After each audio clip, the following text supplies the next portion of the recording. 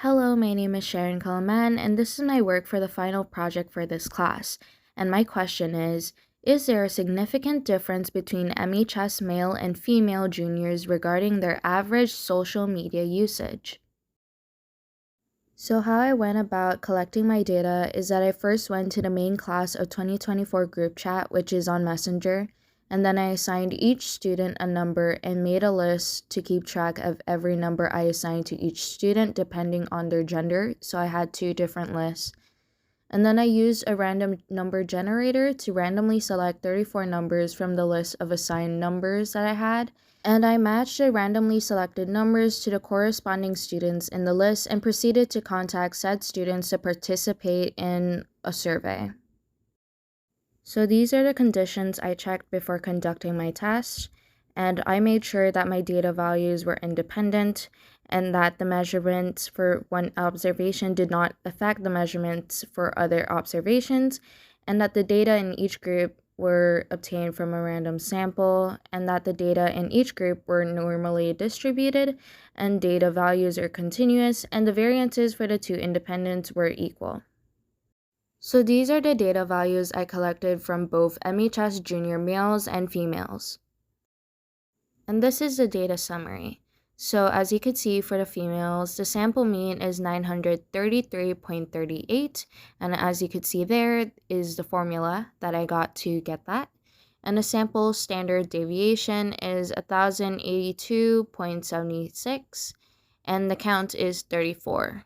For the males, the sample mean is 1336.79, and the sample standard deviation is 1480.72. And as you can see, the alpha level we are using for this test is 0.05. So our null hypothesis states that there is no significant difference between the mean hours spent on social media by male juniors and female juniors at MHS. And the alternate hypothesis states that there is a significant difference between the mean hours spent on social media by male juniors and female juniors at MHS. And the type of test we will be using is a two-sample t-test. To successfully do this test, we have to calculate the alpha over 2, which is df over 2. And how we do that is by doing that formula that I have on screen. And our degrees of freedom is 66. And there is a formula I use for that as well.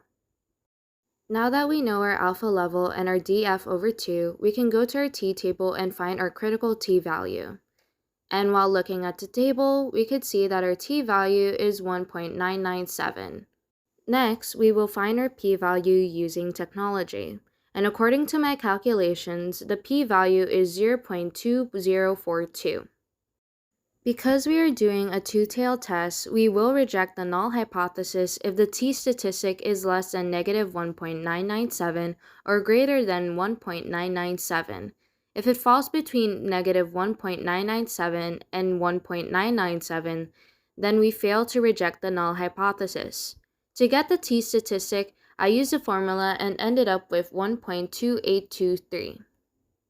We fail to reject the null hypothesis because our t-statistic is 1.2823, which falls between negative 1.997 and 1.997, and because the p-value of 0.2042 is greater than the chosen level of significance, which is 0.05. With a 0.05 level of significance, we can conclude that there is no significant difference between the mean hours spent on social media by male juniors and female juniors at MHS. This means that there is not enough evidence to conclude that there is a significant difference between the mean hours spent on social media by male juniors and female juniors at MHS. And these are the pictures I took of myself doing my test. And there's not much because it's pretty much like the same photos, especially for me, like going around and messaging people on what what their average usage of social media was. So I only kept it to a minimum because the images are pretty boring. I mostly did this online. So, yeah. I hope you have a good day, and thank you for watching this project video of mine. Bye!